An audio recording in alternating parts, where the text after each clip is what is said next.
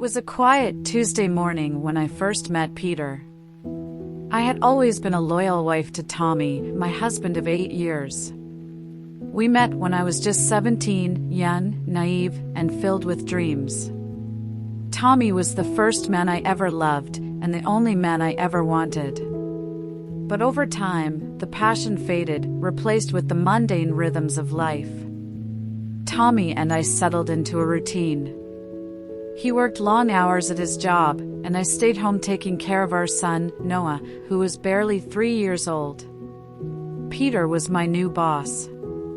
He was older, more experienced, and undeniably charming. I was captivated by him in a way I never expected. It wasn't love, at least not at first. It was something else, something dangerous.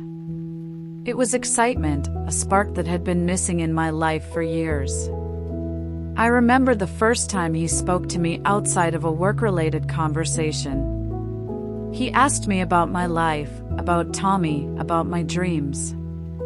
For the first time in a long time, I felt seen. Not just as a wife, not just as a mother, but as me, Angelina, the woman I had nearly forgotten. He listened. He cared.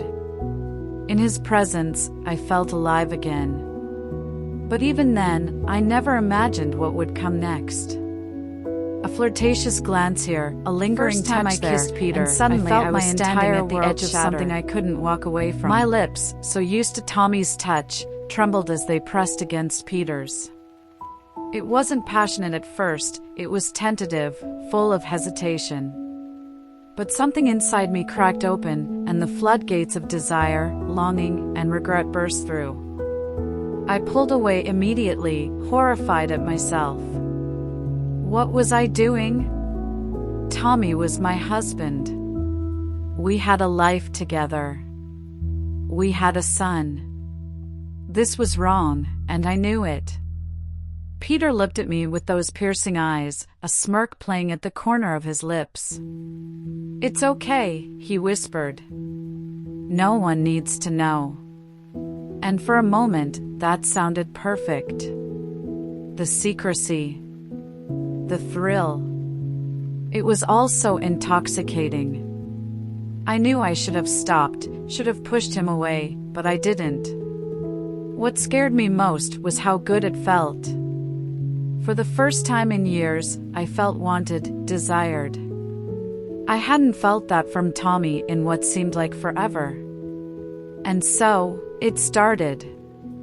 A forbidden affair that I couldn't control, yet I couldn't stop. I tried to keep the secret, tried to compartmentalize my life, but the guilt gnawed at me every day. I loved Tommy. I did. But the affection, the tenderness I once felt for him, was fading. I couldn't explain why, maybe because he was always so tired, so distant. Maybe because he no longer looked at me the way he used to. I was falling deeper into Peter's world, and I didn't know how to pull myself out.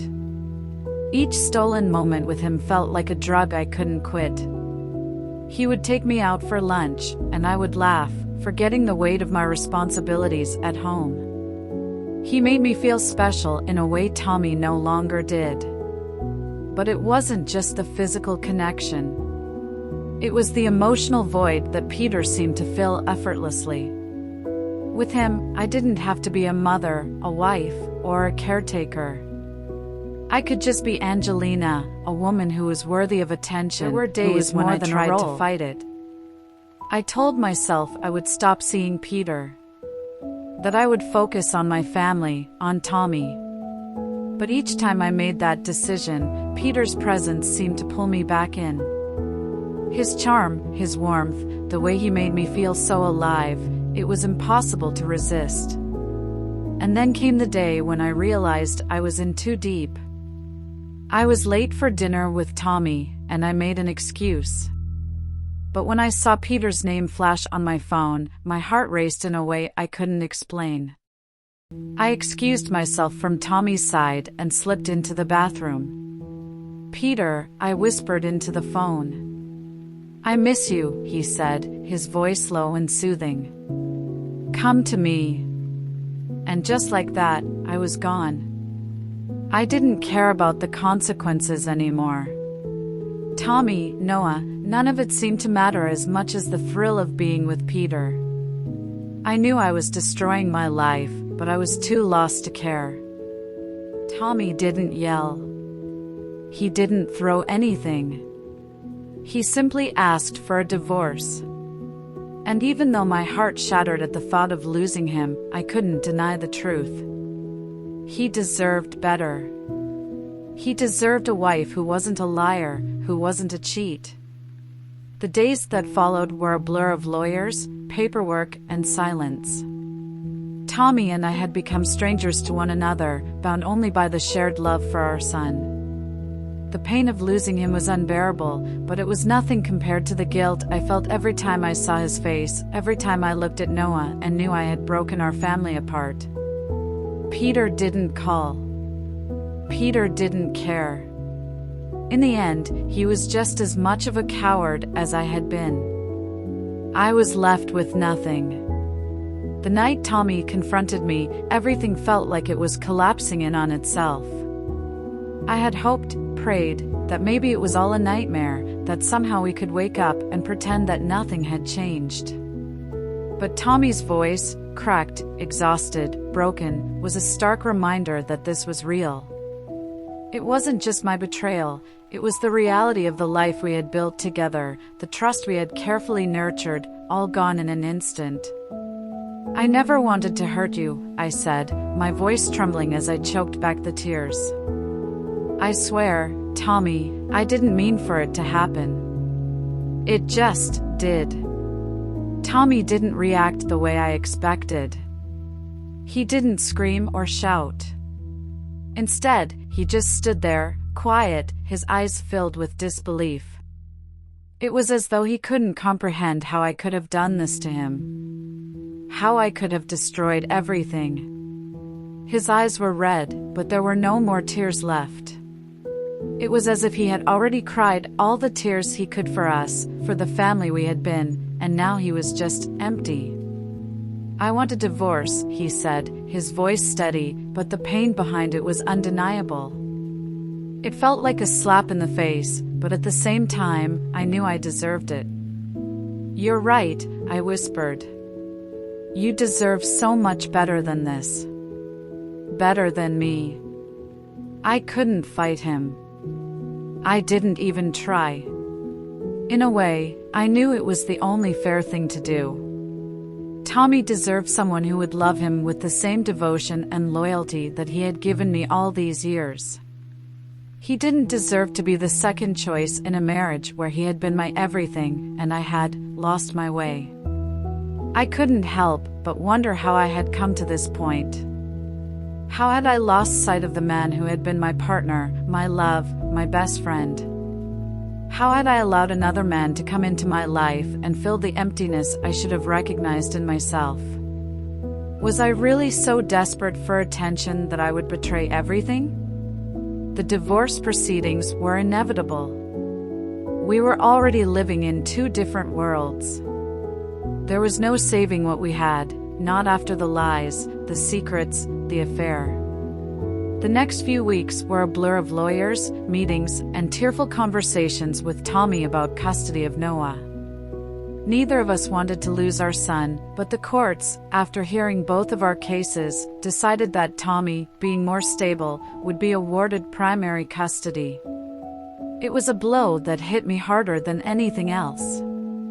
Tommy and I may have been broken, but Noah, he didn't deserve this. He didn't deserve to grow up in a broken home, to be torn between two parents who couldn't even stand to look at each other. I had failed him in the most fundamental way. Peter's absence in my life was deafening. I had imagined that once Tommy and I separated, Peter would be waiting for me, ready to pick up the pieces of my shattered world. I thought that maybe, just maybe, Peter and I could be together, leave the past behind and build something real. But Peter had other plans. He had been distant for weeks after the confrontation with Tommy, and I didn't think much of it at the time. I was wrapped up in my own guilt, in my own grief. I was so consumed with the aftermath of my actions that I didn't see the cracks forming in the relationship I had so eagerly entered. One afternoon, I tried to reach Peter. I called him several times, but he didn't pick up. He had always been so responsive before, so quick to reply. But this time, there was only silence. I sent him a text, but it went unread. The hours passed, and I couldn't shake the feeling that something was wrong. Finally, I received a message from him, not directly, but forwarded from a mutual friend of ours. The message was brief, but the implications were clear. Peter had reconciled with his wife. He was trying to save his marriage. I was stunned. I couldn't believe what I was reading. Peter, the man who had promised me that we were special, that we could make it work, had made a choice. And it wasn't me. It was her. My heart sank as the weight of that truth settled in. I wasn't just the other woman anymore. I was no longer anything to him at all. I had been a passing distraction, something to help him escape his own troubled marriage, but when it came down to it, he was always going to choose her. She was his wife, his commitment. I was nothing more than a fleeting moment of weakness for him. I sank into a deep pit of despair. I had left Tommy, destroyed my family, and for what? A man who wasn't even willing to fight for me when it mattered? I had nothing left. No love, no future, no safety net.